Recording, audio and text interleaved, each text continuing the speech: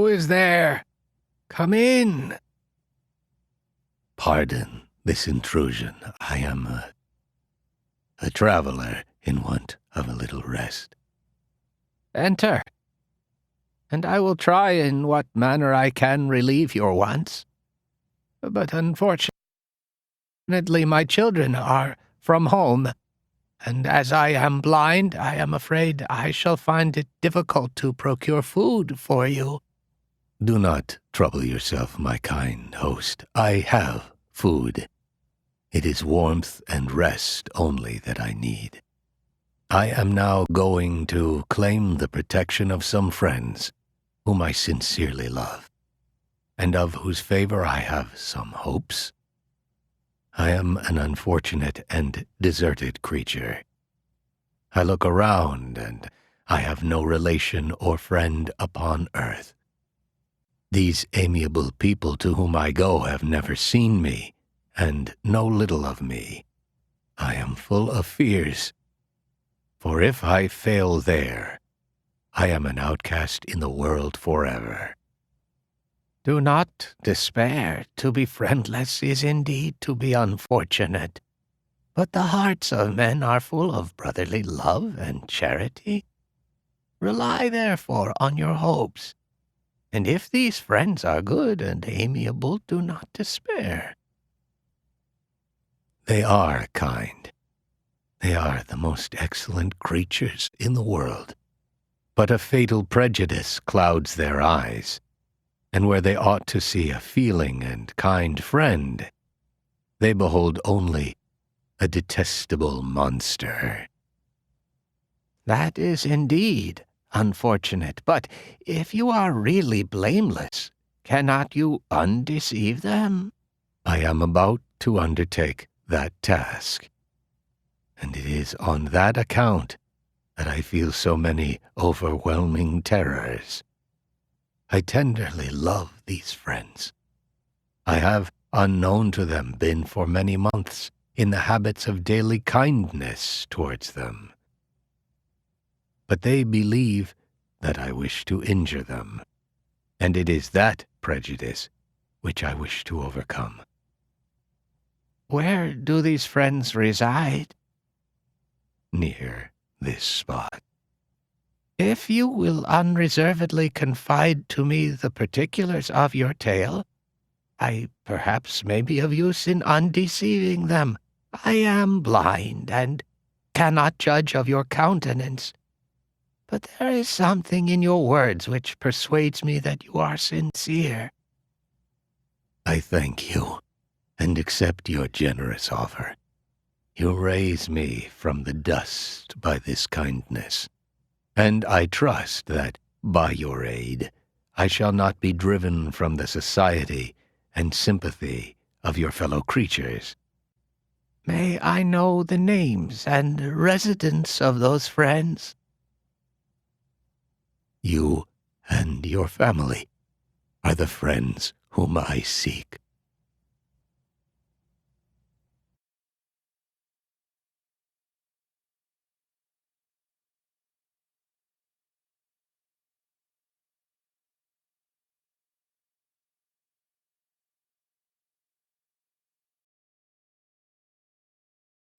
And now, with the world before me, whither should I bend my steps?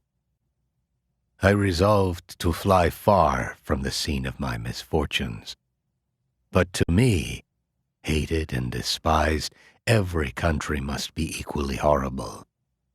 At length, the thought of you crossed my mind. I learned from your papers that you were my father, my creator. And to whom could I apply with more fitness than to him who had given me life? You had mentioned Geneva as the name of your native town, and towards this place I resolved to proceed. But how was I to direct myself? I knew that I must travel in a southwesterly direction to reach my destination. But the sun was my only guide. I did not know the names of the towns that I was to pass through, nor could I ask information from a single human being. But I did not despair. From you only could I hope for succor, although towards you I felt no sentiment but that of hatred.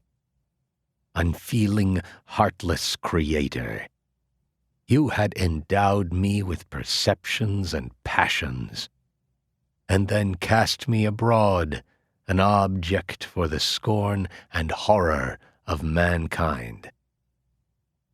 But on you only had I any claim for pity and redress, and from you I determined to seek that justice which I vainly attempted to gain from any other being that wore the human form.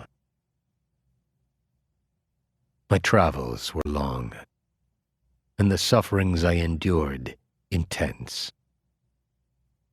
But my toils now drew near a close, and in 2 months from this time I reached the environs of Geneva.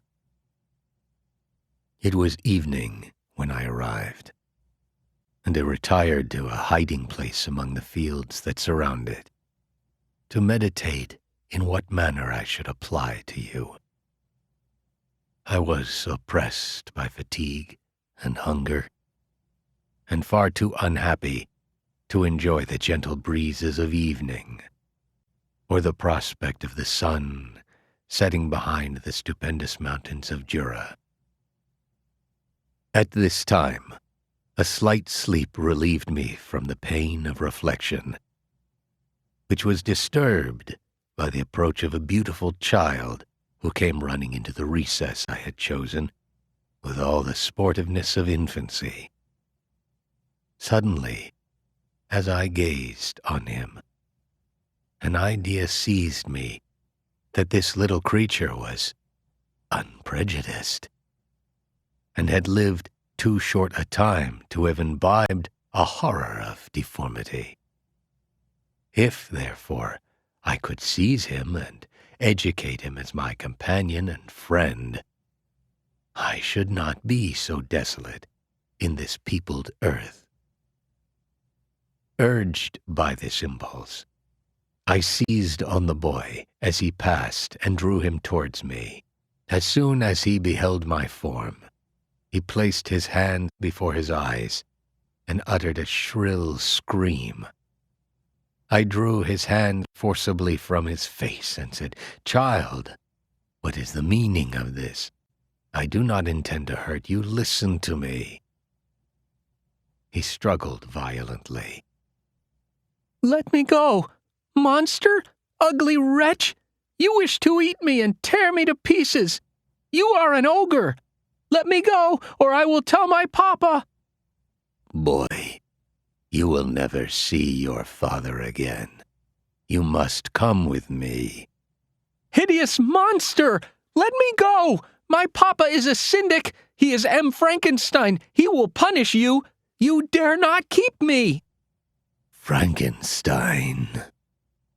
You belong, then, to my enemy, to him towards whom I have sworn eternal revenge. You shall be my first victim. The child still struggled and loaded me with epithets which carried despair to my heart. I grasped his throat to silence him, and in a moment he lay dead at my feet. I gazed on my victim, and my heart swelled with exultation and hellish triumph. Clapping my hands, I exclaimed, "I, too, can create desolation. My enemy is not invulnerable. This death will carry despair to him, and 1,000 other miseries shall torment and destroy him." As I fixed my eyes on the child, I saw something glittering on his breast. I took it. It was a portrait of a most lovely woman, In spite of malignity, it softened and attracted me. For a few moments I gazed with delight on her dark eyes, fringed by deep lashes, and her lovely lips. But presently, my rage returned. I remembered that I was forever deprived of the delights that such beautiful creatures could bestow, and that she whose resemblance I contemplated would, in regarding me, have changed that air of divine benignity to one expressive of disgust and affright.